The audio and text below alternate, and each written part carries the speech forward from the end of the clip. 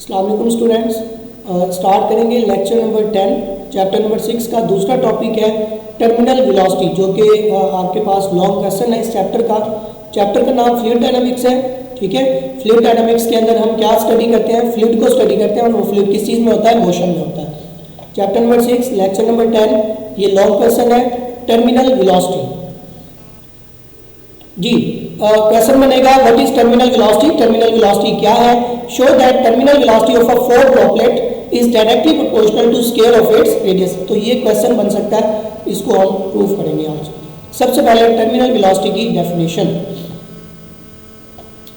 The maximum and constant velocity. ये terminal velocity एक तो मैक्सिमम होती है एंड क्या होती है? कांस्टेंट होती है, जो कि चेंज ना हो।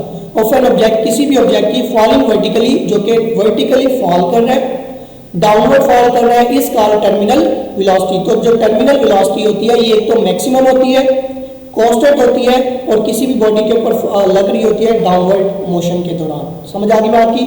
तो maximum and constant velocity of an object falling vertically downward is called terminal velocity. Explanation में आ जाए।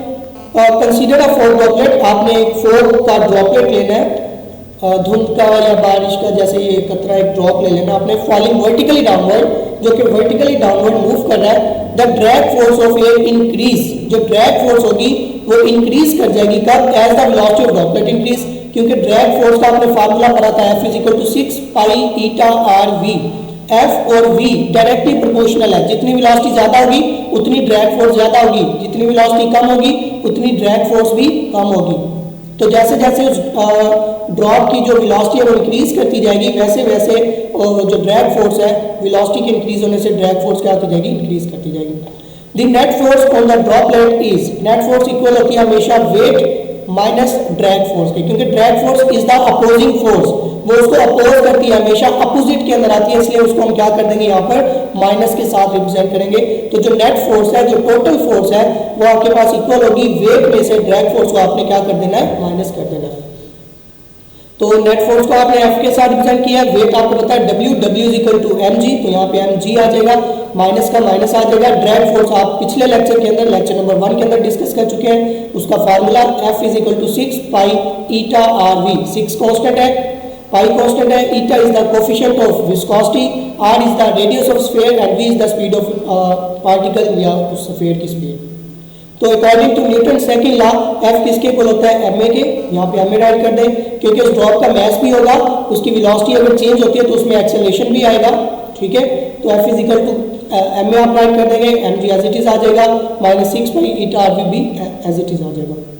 वो कह रहे हैं when drag force become equal to the weight of droplet, कि जब ड्रैग फोर्स उस ड्रॉपलेट के वेट के इक्वल हो जाएगी, then it will start moving with uniform velocity. तब वो यूनिफॉर्म वेलोसिटी के साथ मूव करना शुरू कर देगा, जिसको हम नाम देते हैं कौन सी वेलोसिटी का? टर्मिनल वेलोसिटी का। तो टर्मिनल वेलोसिटी में वेलोसिटी क्या होती है? बॉडी की, ऑब्जेक्ट की कांस्टेंट होती है, और अगर वेलोसिटी कांस्टेंट है, वेलोसिटी चेंज नहीं हो रही, तो क्या एक्सेलरेशन होगा वहां पर? डेफिनेटली नहीं होगा। एक्सेलरेशन की वैल्यू वहां पे क्या होगी? 0 होगी। तो यहाँ पे एक ही जगह आप क्या पुट कर देंगे? 0। So it's acceleration become 0।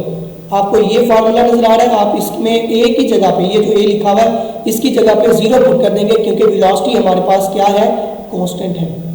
एक ही जगह 0 पुट कर दें, बाकी चीजें एज इट इज रहने दें, m को 0 से मल्टीप्लाई करेंगे, आपको आंसर 0 मिल जाएगा। mg वैसे का वैसे, और 6 pi eta r we, v के साथ t यहाँ पे लिख दिया गया, vt is the terminal, t terminal के लिए यूज किया गया, और इसका कोई काम नहीं है, जस्ट ये रिप्रेजेंट कर रहा है कौन सी वेलोसिटी को? टर्मिनल वेलोसिटी को। अब देखिए यहाँ पे एक वैल्यू माइनस की है, एक प्लस की है। जो माइनस की है उसको जो है ना आप दूसरी साइड पे ले जाए, तो वो दूसरी साइड पर जाकर क्या हो जाएगी? प्लस की हो जाएगी। अब हमने ना यहाँ से टर्मिनल वेलोसिटी निकालनी है, तो ये vt आप यहीं पे रहने दें, इसके साथ चार चीजें हैं, 6 पाई ईटा और आर, ये मल्टीप्लाई हो रही है, तो ये सारी वैल्यूज जो है ये 6 पाई ईटा आर ये मल्टीप्लाई हो रही है, तो इस इक्वेशन में mg के नीचे आकर क्या हो जाएगी? डिवाइड हो जाएगी। इसको हम नाम दे देंगे इक्वेशन 1 का, वेयर vt क्या चीज है? टर्मिनल वेलोसिटी, ईटा क्या चीज है? Coefficient of viscosity. Next slide में हम इसका रिलेशन चेक करते हैं जी। Relation between terminal velocity and radius of droplet. उस ड्रॉपलेट का जो रेडियस है वो, और रिलेशन में निकालना है उसी रेडियस ड्रॉपलेट की जो टर्मिनल वेलोसिटी होगी उसके दरमियान। आपको पता है डेंसिटी, डेंसिटी किसकी इक्वल होती है? मास पर यूनिट वॉल्यूम। डेंसिटी को रॉ के साथ लिखा जाता है R HO रॉ।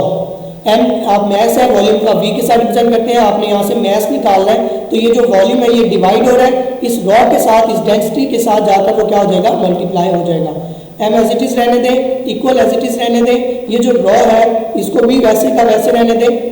ये जो V है, व्हाट इज V, वॉल्यूम किस चीज का, उस ड्रॉप का। वो ड्रॉप किस फॉर्म के अंदर था, सफेयर की फॉर्म में, तो सफेयर का वॉल्यूम आपको याद रखना होता है, ये कांस्टेंट होता है, फिक्स होता है। स्फेयर का वॉल्यूम और होता है, स्केयर का और होता है, क्यूब का और होता है, हर चीज का वॉल्यूम का जो फार्मूला है वो अलग है। तो ये क्योंकि ड्रॉप जो है आपके पास, फोक का जो ड्रॉप है वो आपके पास सफेयर की फॉर्म में आता है, इसलिए आप इसकी जगह जो है वॉल्यूम ऑफ सफेयर यूज करेंगे। M एज इट इज रहने दें, रॉ की जगह पे पुट कर दें 4/3 पाई आर क्यूब। V की जगह पर आपने ये वैल्यू पुट कर दिया और रॉ को आप एज इट इज रहने दें।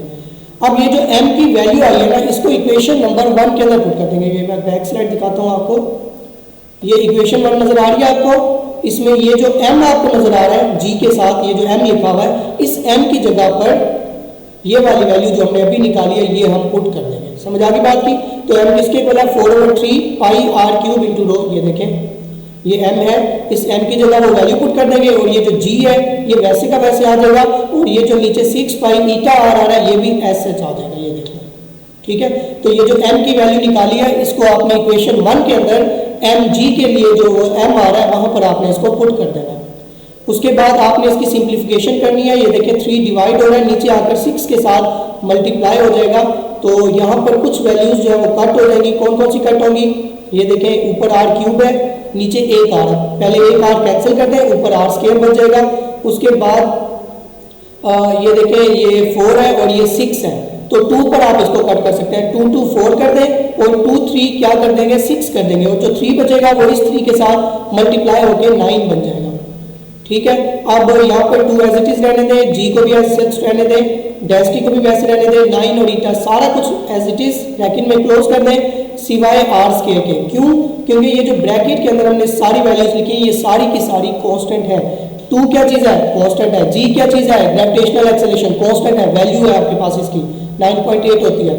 रॉ क्या चीज है, डेंसिटी, किस चीज की डेंसिटी, उस पानी के कतरे की डेंसिटी कितनी होती है 1000 kilogram per metre cube. What is 9 coefficient constant, what is eta coefficient of viscosity के कोफिशिएंट्स हैं। तो आप क्योंकि पानी यूज कर रहे हैं तो पानी के लिए इसकी वैल्यू पुट कर देंगे आप। तो ये सारी ब्रैकेट के अंदर जो वैल्यूज है ये सारी की सारी कांस्टेंट है। तो यहाँ से इक्वल और कांस्टेंट को हटा दें तो उसकी जगह आप क्या लगा देंगे, प्रोपोर्शनल का साइन लगा देंगे। तो ये आपके पास प्रूव हो चुका है कि जो टर्मिनल वेलोसिटी है वो उस पानी के ड्रॉप के रेडियस के स्क्वायर के डायरेक्टली प्रोपोर्शनल है। यानी कि जितना आपके पास वो रेन का ड्रॉप होगा उसका रेडियस होगा, उसका स्क्वायर जो होगा वो उस वेलोसिटी के यानी कि टर्मिनल वेलोसिटी के क्या होगा, डायरेक्टली प्रोपोर्शनल होगा।